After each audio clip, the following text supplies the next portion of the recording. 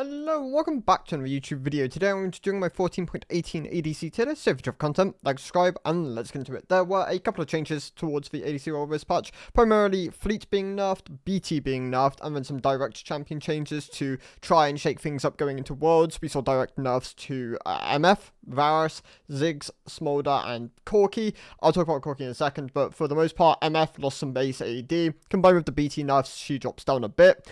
Varus loses some AD ratio on both the Q and the E. That was a pretty big hit to his lethality builds. People have moved back over to on hit primarily. Ziggs lost some damage towards towers.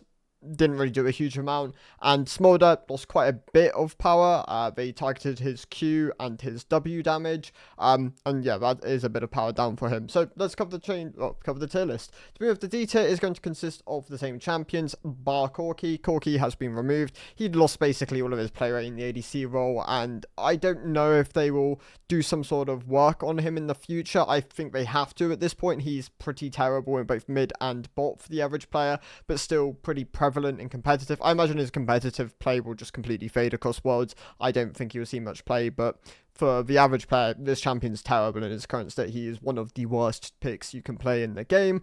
Avoid him. The other pick obviously is Tristana. Tristana is being reworked in 14.19. I said they would go after the wave clear. They've gone after the wave clear. I ended up being correct about this. That was kind of one of the things kind of differentiating her from mid and ADC. In the ADC role, it meant she could never really freeze waves, and it made it kind of hard for her to be on side lanes. Whereas in mid lane, it was great because it just gave you automatic push whenever you really needed it. They've gone after that. They've nerfed down the E passive damage combined with a bunch of other changes. It'll be interesting to see where she ends up for the ADC role, but that is primarily what they're targeting towards. For the moment though, avoid Tristana on 14.18. This champion is in a pretty weak spot. The other two picks here, Senna, obviously she's pretty balanced she's decent for support at the moment, like a really good pick when you're going like the Enchanter or Cleaver variants. For ADC Senna though, she's in a pretty rough spot. They kind of nerfed her away from being as much of a carry pick, more towards some supportive and utility aspects.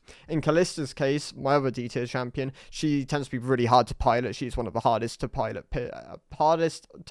champions in the ADC role at the moment. Obviously, you have to utilize her strengths early game. You tend to be a bit synergistic, like you have to be synergistic with your support, making sure you're getting use out of both your W passive and your ultimate. And then on top of that, obviously, yeah, a very early game skewed, spikes at 1-2 items, and then using that to kind of carry out games. It's all kind of stuff which is just not going to be very easy to like access and be piloting in mid and low elo, which is what the tier list is targeted towards. So Callista also going to be in the D tier, but definitely has the potential to be higher the better you are at piloting the pick. The C tier consists of 4 champions, actually, well, 5 champions now. We have Vayne, who sits towards the high end of the C tier. She's not too bad. Like, I see a lot of people just thinking that Vayne is like the worst of the worst at the moment. She's still perfectly playable in the ADC role. She's a bit weaker across like the solo lanes when she has been stronger both there, but yeah, at the moment she's a perfectly pilotable pick here. Obviously good in situations where you're fighting like isolated targets and you're able to utilize your kit, your kiting capability. I do think she should be slightly stronger as an ADC. I don't think she's balanced. I think she's a bit on the weak side, which is why she's in my C tier, but she is still playable and you can definitely find success on this kind of pick, especially if you put the games in. Xayah, however, I'm not so much of a fan of. She's a conditional marksman, very much reliant on being picked into situations where the enemy team has a lot of all-in and you can get a lot of value out of your ult and your self-peeling capabilities. The itemization system at the moment for her is just not great either, so yeah, she kind of sits towards the low end of the C tier. Both Ezreal and Aphelios have very high skill ceilings, and if you pilot these picks well, they can once again climb the tier list quite aggressively. Aphelios is a very OTP-driven champion, which is why I'd have him slightly lower than Ezreal. Ezreal just requires really good game knowledge and making sure you're landing those skill shots. If you don't land the skill shots, this champion obviously falls a lot weaker. But then a lot of the skill of Ezreal is also auto-weaving, making sure you're utilizing your passive, your attack speed, like gain whenever you're hitting those skill shots. And yeah, he definitely climbs quite aggressively with skill. Varus got nerfed, obviously. He tends to be pretty elite pro play jailed. I know a lot of people call for him to be reworked at the moment. I don't know if that's necessary, but there are definitely things about this champion which are very, like, frustrating, like the ult being a very powerful tool, the amount of range he has access to whenever like lethality Varus is viable, and overall just his scalings and like his kit distribution can feel quite frustrating to play against and play as in situations. But overall, he drops from the B tier to the C tier. People have moved back onto the on-hit variations. Moving on to the B tier, we have Samira. So she got buffed this patch, didn't really do much. It was primarily just the first couple of levels. They gave her a bit more accessible QAD ratio, which is nice for CSing and trading, like in those first 3 levels, for example, but doesn't really have any effect like later on. It doesn't have any effect later on into the game because obviously it is just early game QAD ratio. So yeah, not a huge amount of power gain here. I think she needs a bit more to kind of like move up. I do think she is close to being like balanced. Obviously an early game, pretty elite skewed snowballing champion. If it's like above average win rate, then it can be very strong in like the hands of the best pilots of the pick. Kind of akin to Draven, who also sits within my B tier, just slightly higher than Samira, but they're definitely closer after the buffs. Sivir sits towards the low end of my B tier. I think she should be stronger. Like this champion is a bit on the weak side at the moment for just how easy she is to play, but that also like obviously has its benefit of being an accessible champion, a good wave clear, fairly simple tools, so she kind of benefits from that in mid and low elo. But yeah, definitely a bit on the weak side at the moment. Like I wouldn't really recommend defaulting or learning this pick until it gets some buffs, maybe in the future, but there are some variations you can go, and yeah, you have some good tools accessible to you. Lucian, also going to be my beta. Really good with pairings at the moment, obviously, with the passive being buffed and the Q being nerfed a couple of patches ago, I believe 2 patches ago.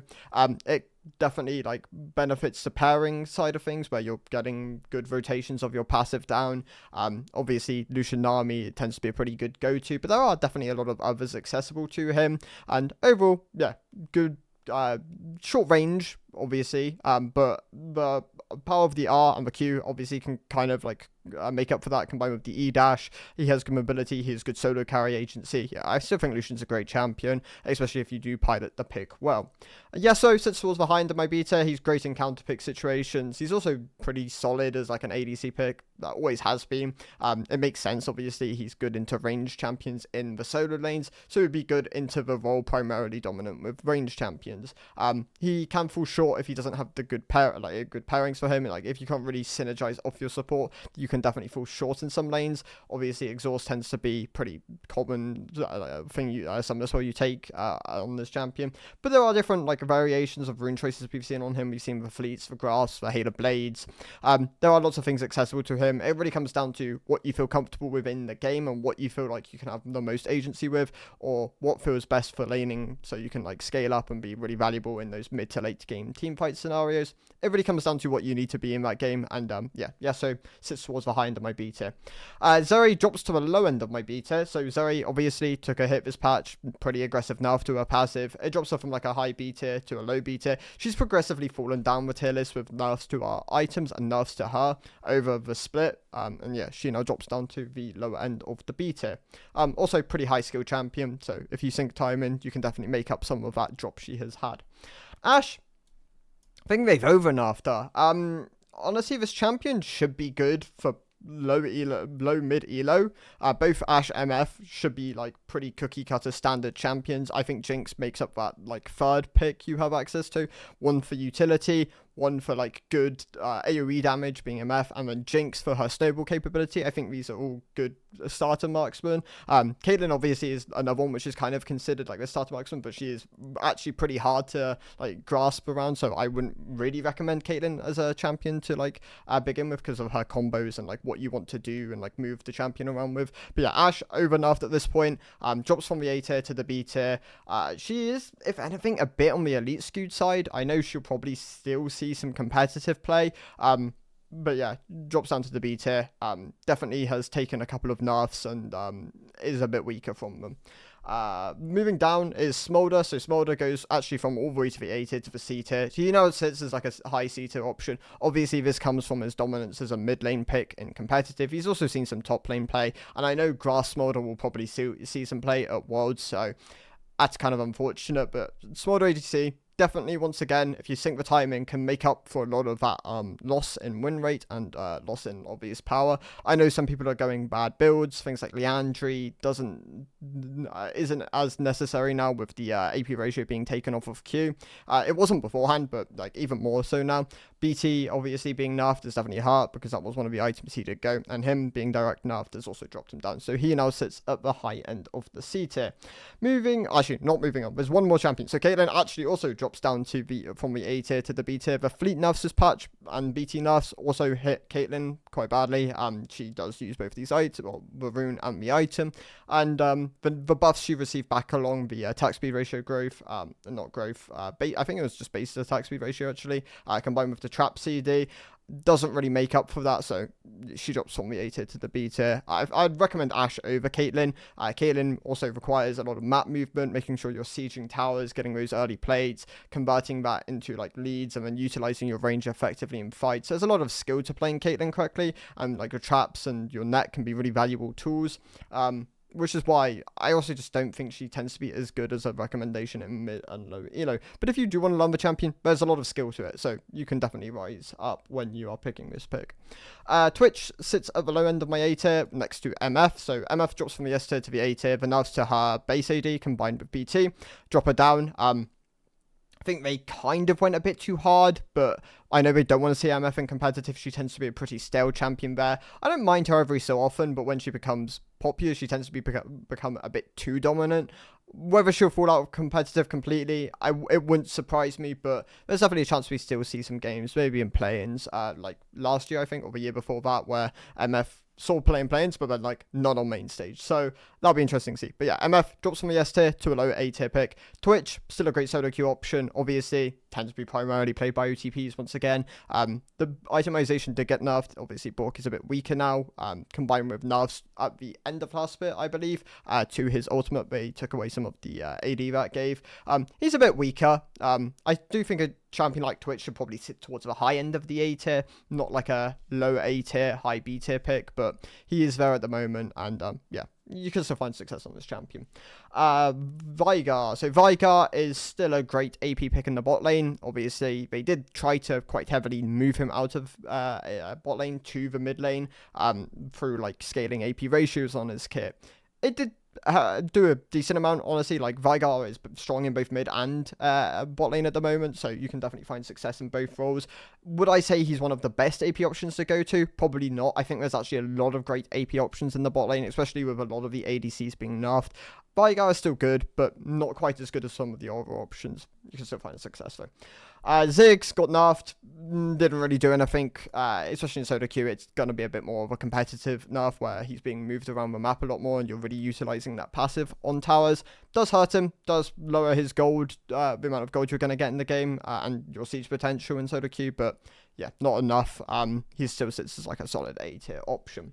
Kai'Sa sits towards the high end of my A tier. She's definitely the closest thing to the S tier at the moment, alongside Hui, who I'll talk about in a second. But Kai'Sa obviously has like artillery variations, like on-hit variations. Doesn't really have crit variations at the moment, but she doesn't really need to. Both the other variations are pretty strong, especially where you can pick them in the right games. Tends to be like alongside either PTA or Halo Blades, and then like a static Ginsu Nasha variant tends to be pretty common.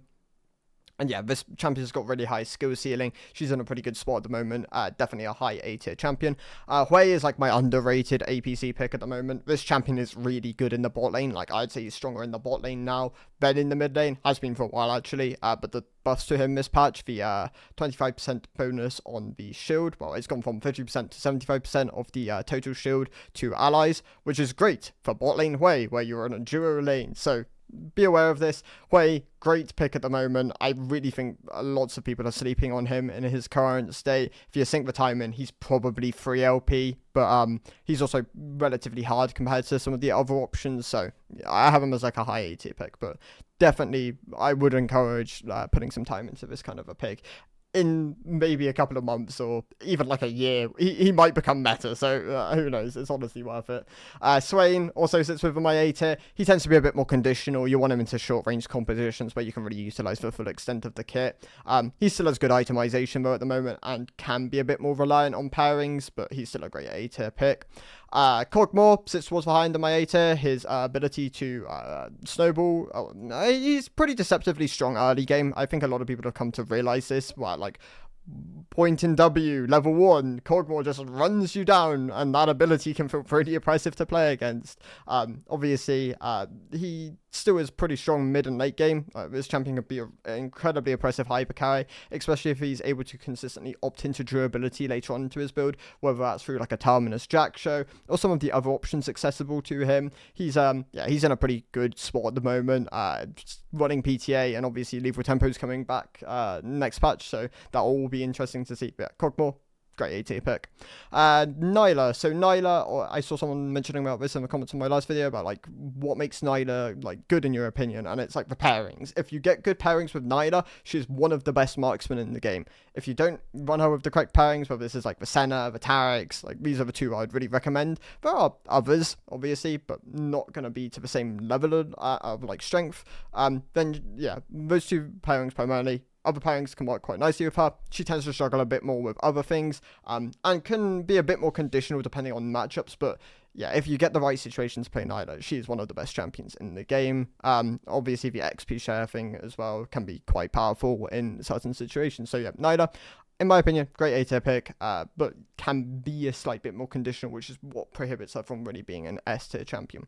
Brand, I think it's time to demote Brand from the S tier to the A tier. He tends to be a bit more reliant on Nami pairings. That is what you will just see him with in the bot lane. He obviously can function with other things. He's not gate kept by that matchup, but it is definitely where a lot of his power comes from. Obviously, being able to apply Nami E consistently gives him a lot of power. But I think it's time to drop him from the S tier to the A tier. He's still a good pick, though. He's not weak by any means. Karthus leads us off in the S tier. This pick obviously has one of the greatest ultimates in the game. His damage is absurd. His dock potential is also pretty absurd, and combined with certain pairings, this champion can also be very oppressive to play against in the bot lane.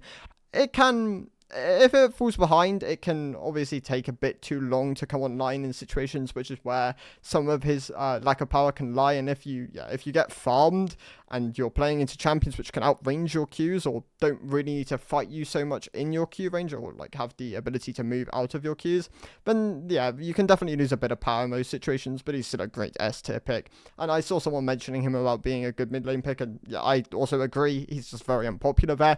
Outside of like Veigar V2, I don't think anyone plays Karthus mid, but yeah, this champion can be played pretty comfortably in 3 different roles. Seraphine obviously did get nerfed in 14.17. Her W took a CD hit, and I believe a not mana cost. I think it might have taken a shield slight hit. I know she took 2 hits, but yeah, anyway, Seraphine's still a great pick. Obviously does less damage than some of the other AP options here, but makes up for the fact that she has some of the best utility in the game: shielding, healing, crowd control, slows, stuns. All of that jazz is very powerful in her, and yeah, she's a great S tier pick. And then moving up from the A tier into the S tier is Jinx. Obviously, she's had some builds popularized on her. That'll be like the Collector Opportunity, Mortal Reminder trio of items. That combined with the fact that she got buffed going into 14.18, I reckon she'll probably see play at Worlds, combined with the fact that she tends to be a pretty solid solo queue stay. She goes up from the A tier to the S tier. Great snowball potential, great damage. Obviously, not as much DPS when you are going that damage build, because obviously you're not going to auto as much when you don't have as much attack speed. But yeah, the damage she provides through like abilities, her W, her ultimate, can be incredibly potent, especially if you ever snowball within the game. Jinx, very good S tier pick. Probably sits above Karthus, below Seraphine. And then Jhin, I move him back and forward every other patch. He obviously benefits when there are less good ADCs in the meta. When there are more, he tends to drop back down to the S tier. When there are less, MF being nerfed combined with Fleet being nerfed, hit a lot of the pool, he goes back up. So yeah, Jhin, back up to the S+ tier. He is the best marksman in the game, in my opinion. He's not too difficult to play. He does very good damage at the moment, which is one of the things which sometimes can prohibit him from like really existing. Tanks aren't so good at the moment. Assassins are a bit on the weaker side, which are obviously 2 classes which he can sometimes struggle into, being in a mobile, low DPS marksman. But yeah, he really benefits from the overall climate of the game at the moment. There are different build variations, like the statics, the collectors, the RFCs, the IEs. All these items can be nice on him in situations. And then BT later on can also be quite good. Overall, yeah, Jhin in a great spot at the moment. Definitely the premier ADC of the patch. What I'd really recommend going with until obviously going into 14.19, which could see some things shift around. And yeah, overall, Jhin, yeah, very deserving of this spot. Those are my thoughts. So thank you guys for watching. 40.19 obviously is going to be a very big patch, and it'll be interesting to see how that shifts things around. But till then, goodbye.